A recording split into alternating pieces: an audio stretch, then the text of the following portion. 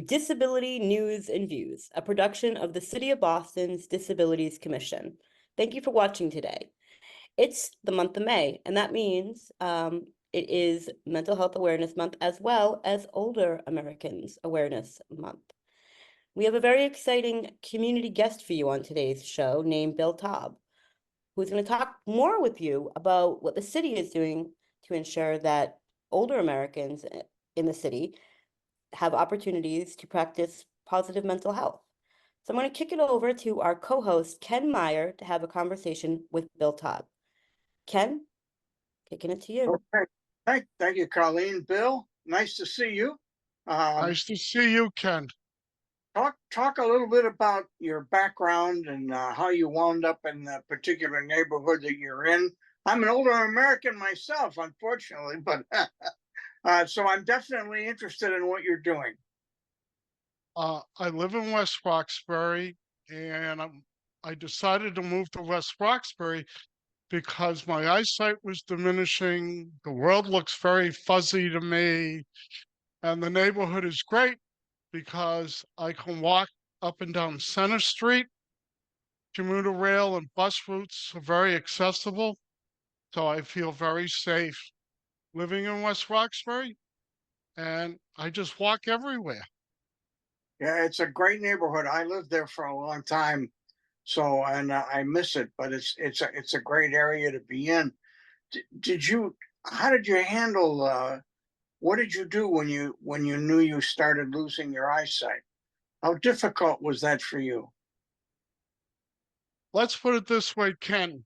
If you saw my car before I stopped driving, we'd all have a good laugh.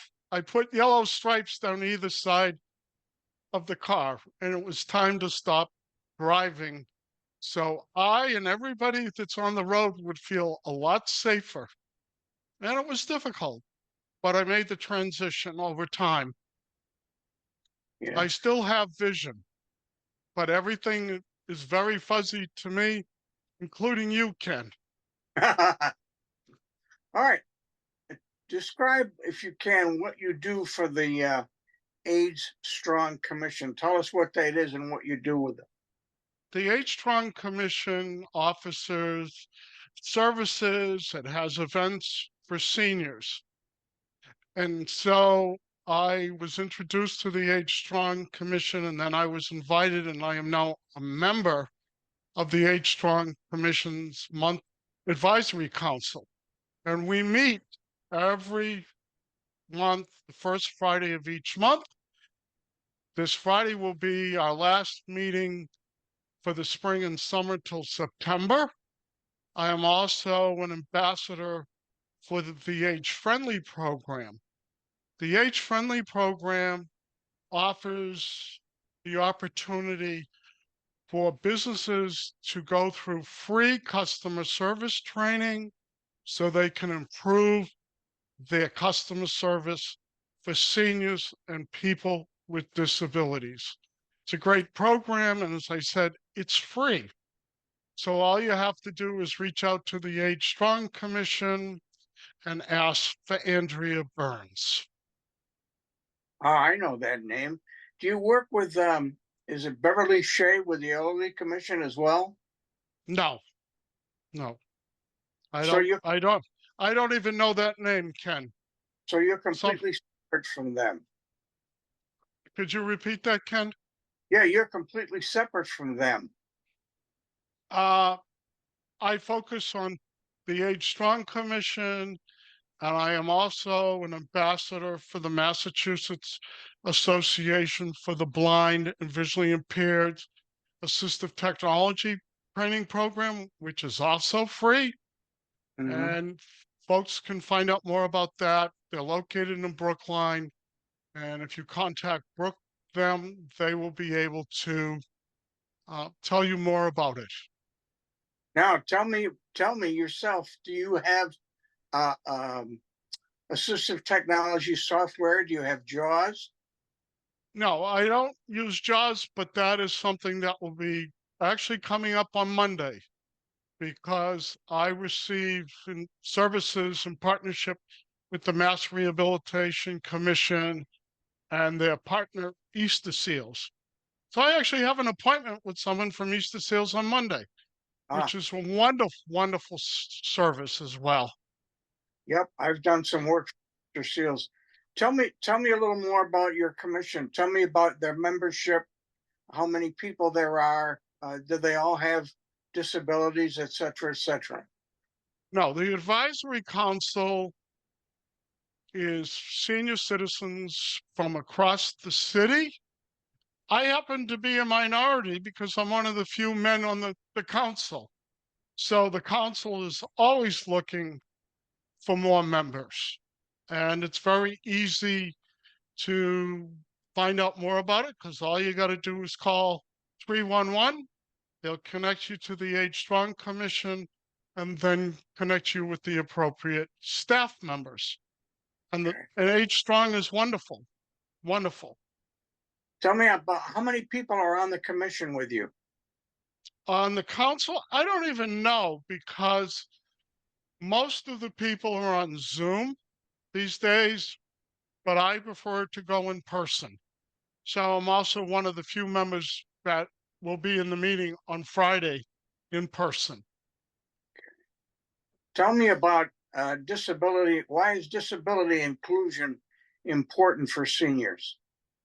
Well, it's very important because the city is working very hard through the Age Strong Commission to make sure that seniors have services, there are events, because they're very important to the fabric of the city.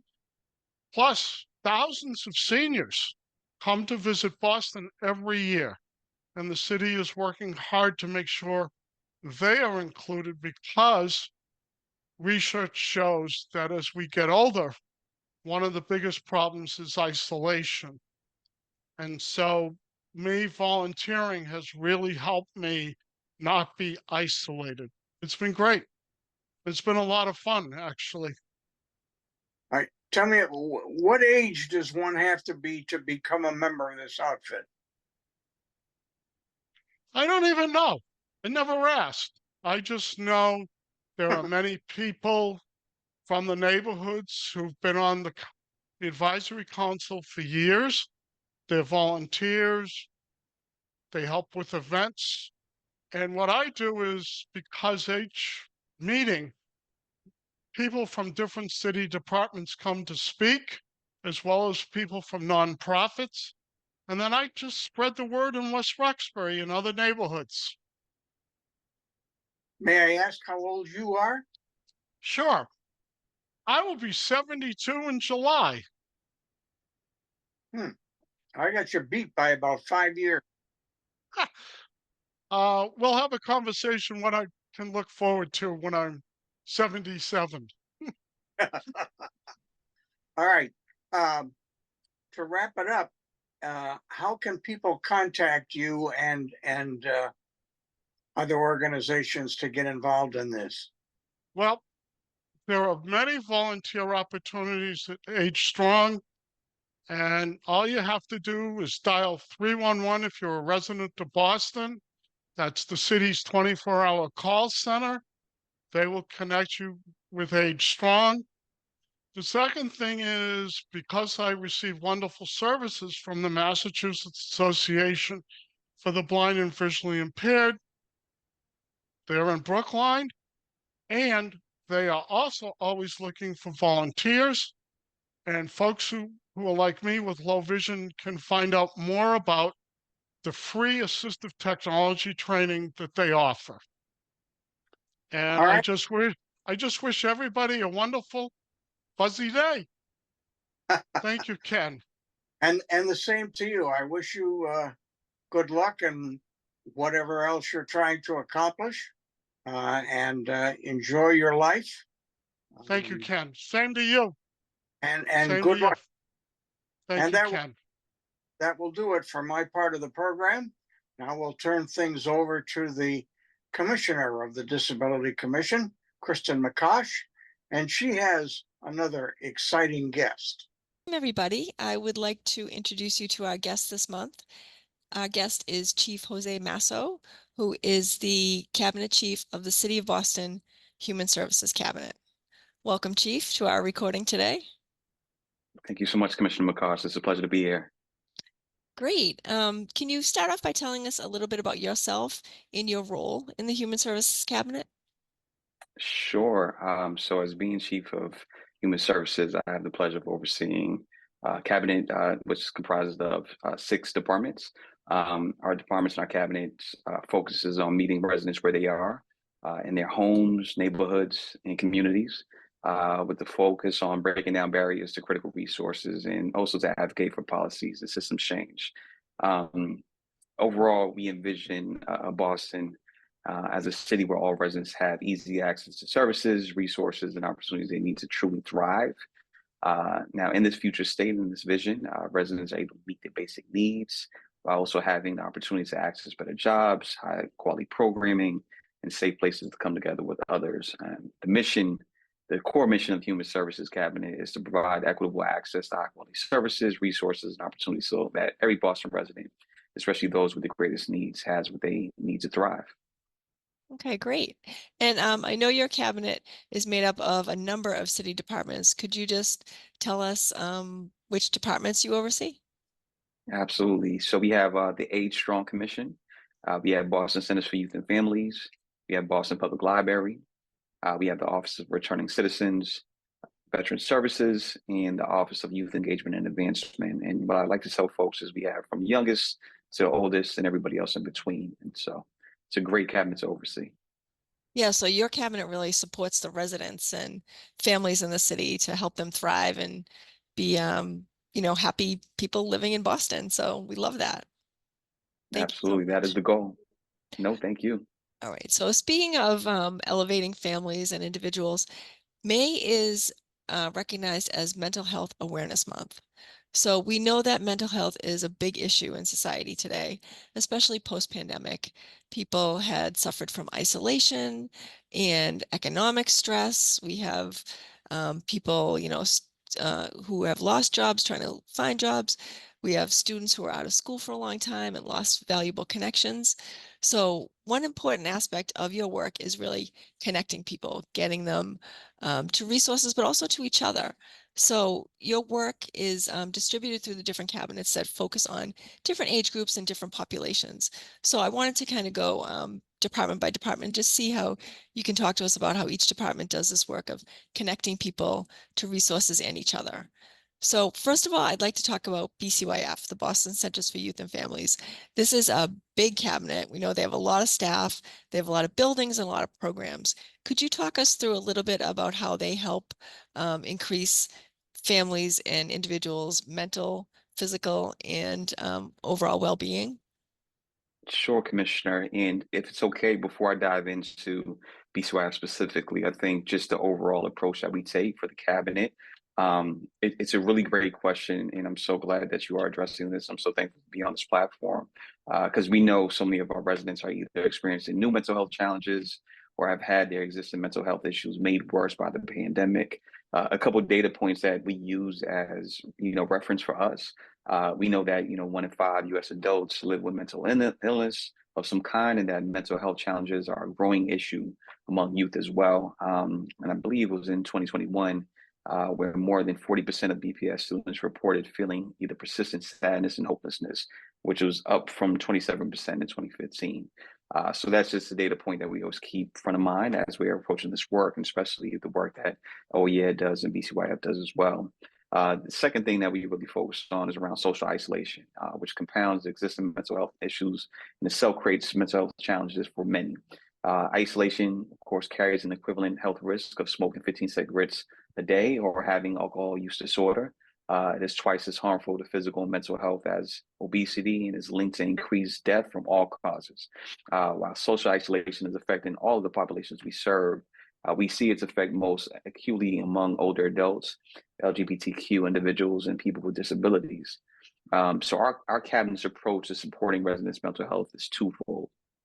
First, all of our departments are seeking to build community. So we strive to provide warm, welcoming spaces to residents in our libraries, community centers, and senior centers where residents can go to connect with others and explore their passions. We also host events throughout the year that give residents a chance to eat, celebrate, and even dance together. This is important because we know that one of the things that driving the epidemic of mental health problems is social isolation. And one of the great ways to combat social isolation is through community building, building of villages, building of partnerships and collaboration. The second way that we approach mental health is through one-on-one service provision. So most of our departments, and we'll definitely dive through each department, provide direct services to residents, meaning that you can call or stop by one of our locations, whether that's a library, the community center, or senior center, and there will be someone there who can help connect you to community-based services providers. Often, folks experience stress and anxiety related to needing to help, getting help, getting their basic needs met. And our department staff are available every day to help with this, as well as to help with getting connected to a mental health provider as well. Now, for BCYF specifically, once again, one of the largest departments, we have a network of over 30 facilities citywide, including community centers and pools across the city of Boston. Now, BCYF provides opportunities for residents in every neighborhood to be physically active, to participate in arts programming, or to connect with others who enjoy similar activities. BCYF offers book clubs, bridge clubs, mothers clubs, knitting clubs, you name it, any type of club, they more than likely have it available at the community center. Thankfully, in the next fiscal year, we'll be building out the BCYF's arts programming for youth in partnership with the Arts and Culture Cabinet. We're really excited to be able to bring high quality arts programming to BCYF, and we know that art can be therapeutic in addition to being fun. So that's something that we're really looking forward to. Additionally, and I think, I know we're going to talk about some of the summer activities, but there are a lot of program specific things that we do with the BCYF that are directly related to being able to support folks' mental health needs. And so definitely looking forward to diving in more into that as well. So I know you mentioned the community centers that you have. Did you say you have over 30 buildings that you oversee? Correct. Okay. Correct. Does that include pools and any outdoor spaces? It does. It does include pools, the outdoor space. We have an outdoor beachfront in South Boston at the Curley Community Center. So it includes the community center plus the outdoor swimming facility. And then we also have 2 outdoor pools, one located in North End, the other one located in Charlestown. Okay, great. And I know, like you said, really connecting community is so vital. I know the summer's coming up soon, so I know you offer a lot of summer programming, camps and outdoor activities for kids and families. And can you talk at all about affordability? Because I know economic stress is a huge factor in people's lives today. So does the city work to make these programs accessible and affordable to people? Absolutely, no cost. And so that's as affordable as you could get. And so in summer, to your point, Commissioner, is one of our favorite seasons. BCYF thankfully has just released their 2024 summer guide, which contains dozens of neighborhood-based and citywide programs offered to residents of all ages. Additionally, I'm just speaking about the pools. I'm just really excited about this. We'll have more pools online this summer than we've had in over a decade. This has been due to efforts in partnership with BCYF, the property management department, public facilities, and of course, Boston Public Schools operations team to really make sure that we put the intentionality and focus behind making sure that our pools are up and running. Years of disinvestment, years of deferred maintenance. And so to be able to have this many pools coming online is just completely exciting. And the other one, the other program I would like to share, Commissioner, is Camp Joy. And for the listeners and viewers out there that may not be familiar with Camp Joy is a summer program that provides an inclusive and supportive environment. It includes structured and daily opportunities for our participants to make new friends, have fun, learn, and grow during the summer months. And the summer offers a variety of enrichment activities designed to promote peer-to-peer socialization, foster relationship building, and support individual growth as well. So, participants in the program are able to receive a nutritious breakfast to lunch. They offer door-to-door transportation, which is amazing for folks that may have limitations in being able to get from point A to point B, and eliminating barriers to service. And so each BCYF Camp Joy site member has a license, has a licensed nurse. Also, the program staff are professionally trained and CPR certified. So, that is something that is completely exciting about Camp Joy. And Miss Roberta Smalls, who runs our Camp Joy program, is just phenomenal and somebody who's been dedicated for years. I Being know able to Roberta provide very this. well. She is Yeah, wonderful. And she's a sweetheart. She really is. Camp Joy is specifically for youth with disabilities, but is that correct? But That is correct. Yeah. their siblings are Yeah. invited to attend as well. That is correct. And so for youth with disabilities ages 3 to 15 and their siblings age 3 to 7, I believe. Nice. And Yeah. I know from experience, because I use a wheelchair, that BCYF centers provide a great level of access. And shout out also to the partners in the city that you mentioned, public facilities and the Parks Department. They all do a lot of work to increase accessibility for all the recreational spaces in the city of Boston, and we continue to work on that today. So people with disabilities, if they have more information, if they'd like more information on specific programs, services, or access, is there an email that they could visit? I'm sorry, a website that they could visit? Absolutely. Boston.gov /BCYF would be the website in which they could visit. We also, and I'll be providing these resources as well. For CamJoy specifically, there's a tab when you go underneath BCYF that specifically highlights CamJoy as well. So registration is still available, and so application for this summer is now currently available, and it's the first come first served basis. And so we do encourage folks that are interested or that have participated in summers past to definitely make sure that they sign up. Great. Could you repeat that website one more time? Sure, it's boston.gov /BCYF Camp Joy. Okay, great. And the general one is just boston.gov /BCYF. Correct. Excellent. Well, that was a boatload of information. Thank you so much about that one program that you run, one department you run. Would you like to talk about another department? Absolutely. Age Strong, which focuses on our older adults and works to enhance the lives of people ages 55 plus, and they provide meaningful programs, resources, and connections. So together, all of us could live and age strong in Boston. And as I mentioned, Age Strong is truly like a cornerstone at the forefront of ensuring that our older adults receive the support they deserve. Age Strong recently hired a behavioral health director to bring more internal expertise to the department. So this is something that is just, again, just shows the intentionality behind the work that they're doing. And next month, and something I would like to highlight, Commissioner, is that Age Strong will be launching a strategic planning process to assess the state of behavioral health services for older adults living in Boston. Behavioral health care in Boston is evolving, and there continue to be, accessibility barriers for certain populations, including our older adults. And so this assessment is designed to gain a clear understanding of the older adult behavioral health care landscape in Boston, including successes, gaps, and needs in those various services.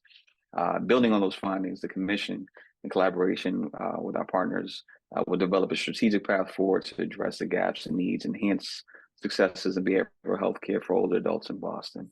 Amongst other things, they have dementia programs. They have memory cafes in partnership with our Boston Public Library branches. They have just a host of engaging events and activities where a lot of our older adult residents are able to take part in, build villages and communities as well. And like you said, it's been shown, especially since the pandemic, that seniors are suffering from depression and isolation. So these events and programs are so meaningful and helpful. And I know I've been invited to some of them, the St. Patrick's Day parties. They have fun summer concerts on City Hall Plaza. I mean, there's so much that seniors can do to age strong in Boston, like you said. And another component of the Age Strong's work is called Age Friendly. And that focuses, from what I understand, on making things accessible and available to seniors in the physical environment. Could you talk a little bit about that? Sure. I think Age Friendly Boston is something that commissioners say is completely dedicated to. And so it's just, as I mentioned, it aims to create a Boston where older adults continue to lead healthy, enriched, and productive lives. It partners with other city agencies, businesses, cultural and educational institutions, and other community groups. And together, what is we're focused on is updating our policies and practices to include healthy aging, enhance the quality of life for older residents. And so, and this comes in various ways, either through walks, focuses on seating accessibility, throughout our parks. This is something that normally gets brought up. Businesses as well, and how businesses are setting up their structure to make sure that, again, it is age friendly and appropriate to all residents to be able to access their businesses. Public restrooms in the city of Boston was a study that was made as well. And amongst many other things, Commissioner. But I think overall, additional, accessible additional dwelling units, ADUs, is something that's underneath that purview as well. And so there are a lot of great work and a lot of great programs and focus that happens underneath the Age Friendly Initiative, and a lot of great partnerships that we're able to uphold doing that work, and tackling many different issues that are impacting our older adult population. I was going to say, like, every single thing that you mentioned has a huge impact on residents of Boston. Things like the public restroom map, in case listeners don't know, if you go on the Age Strong website, they have a list of all the public restrooms in Boston, in the downtown areas, the Seaport, things like that, because everybody needs to use the facilities, but if you don't know where they are, you might not be able to go out for a long period of time or things like that. So this allows you to plan an outdoor event, and still know that you can be comfortable during the day while you're out having fun. So that was a huge project that we helped work on. And it also has listings by accessible bathrooms. So our population can make use of that. That's great. And then also the benches in parks, we've worked closely with your team on that, because everybody doesn't want to run a marathon. They want to go for a nice walk and sit and enjoy the outdoor space. So that's another great program that we work together on. So congratulations on all that work that's been accomplished, and looking forward to the strategic plan to see what's coming next. Yeah, I mean, it's all in partnership, and want to thank you and your team for your partnership as well. And I think, that's what makes it work. And so this is not just an issue that any one department can tackle. And so that's the beauty of our city government and being able to collaborate and work closely together to address these issues.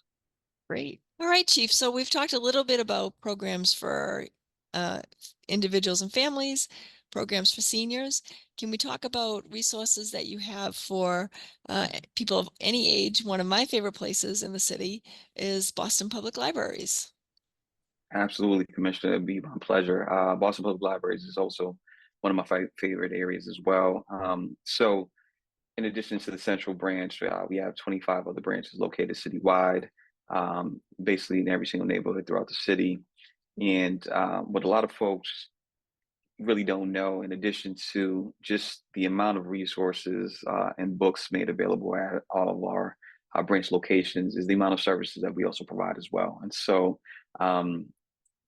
folks typically think that they just go there for educational purposes, academic purposes, but the services that they actually provide are the key gem to what it is that they do. And they range, and I think the focus areas in my audience, could be entrepreneurs, those looking to either start businesses or grow their business. We have focus areas for young children, of course, in our children's libraries. Older adults, we have availabilities there too. And for the first time, I'm really proud to announce is that we're bringing on a older adult librarian position.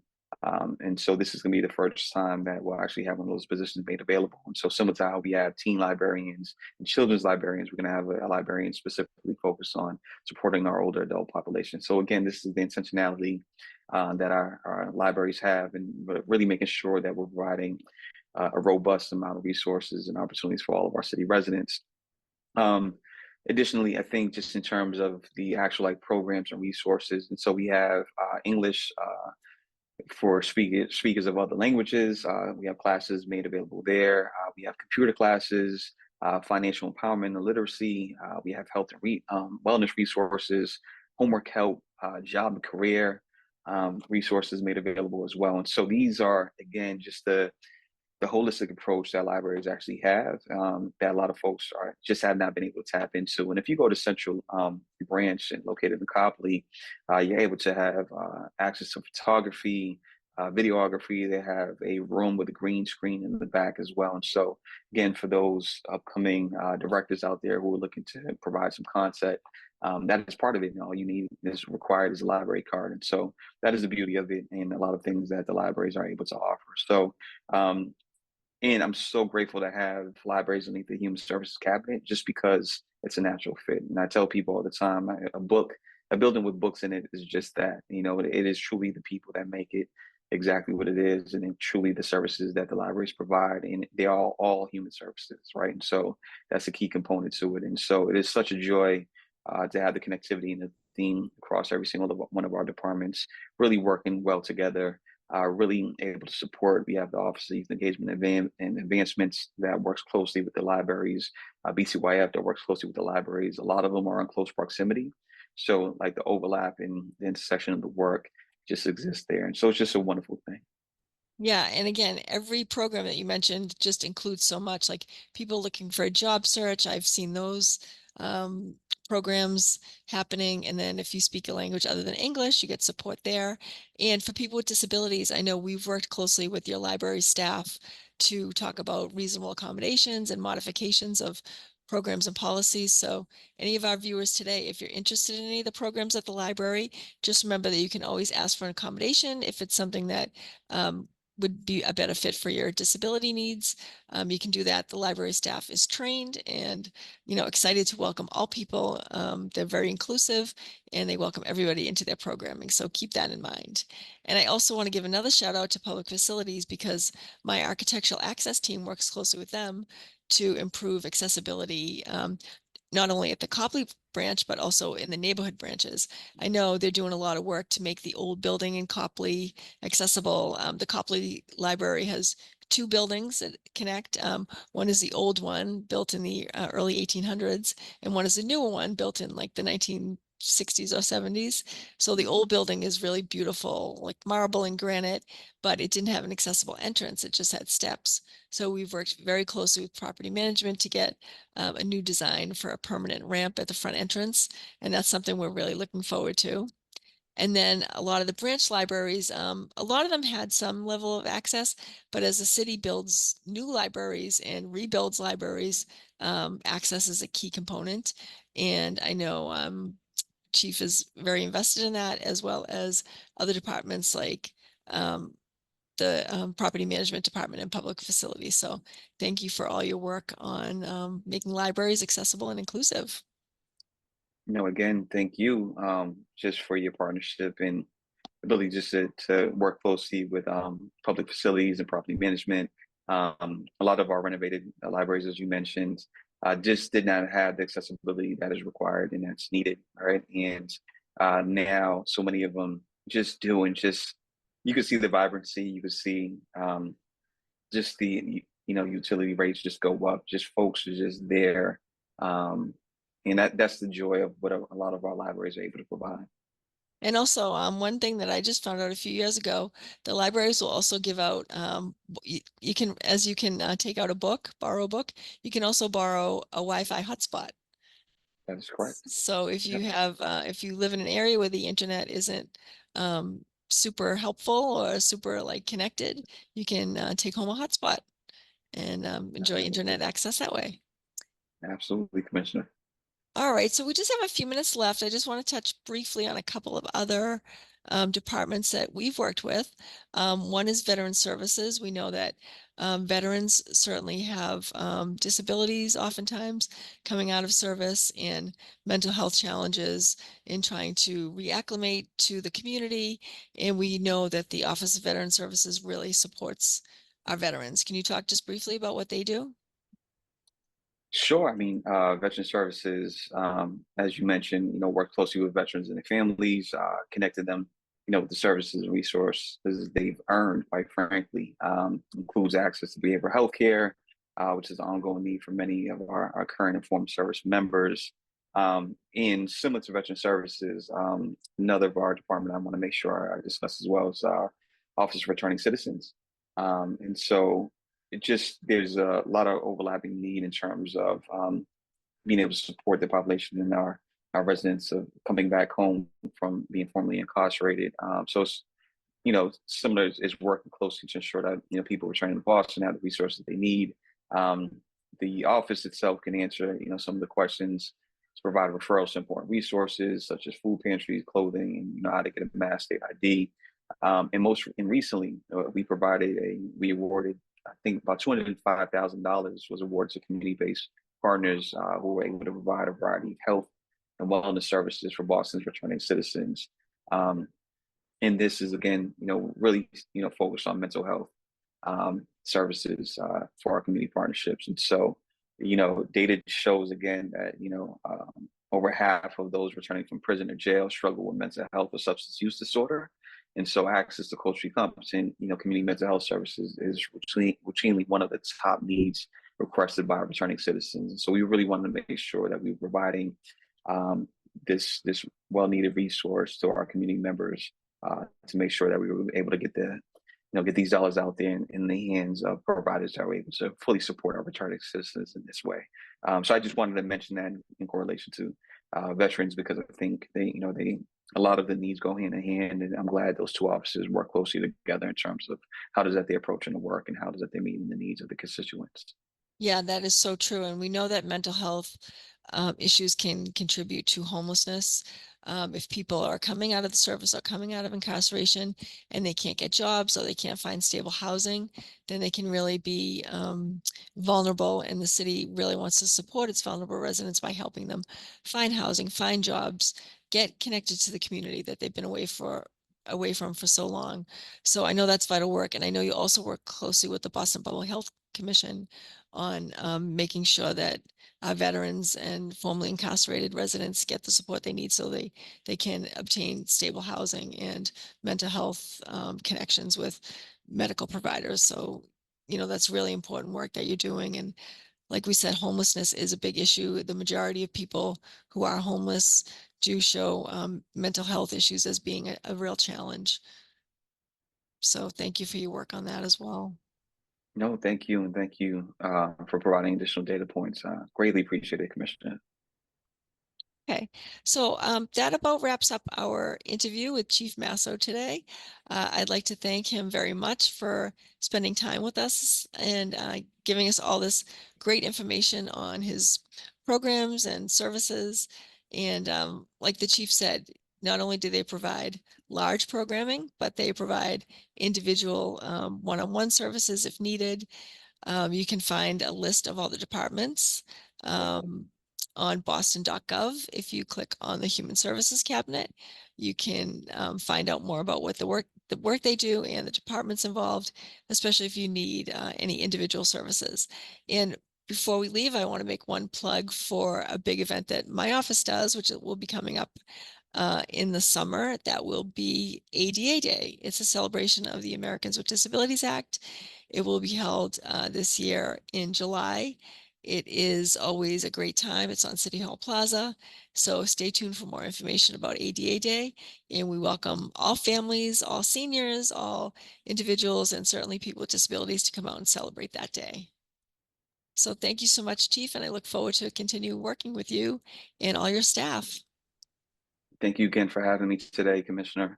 Appreciate all the work that you do and your department does. And thank you again for your collaboration and partnership. And our cabinet loves working with you and your team. And so we definitely look forward to supporting and collaborating again ongoing into the future. So take care. Okay, thank you.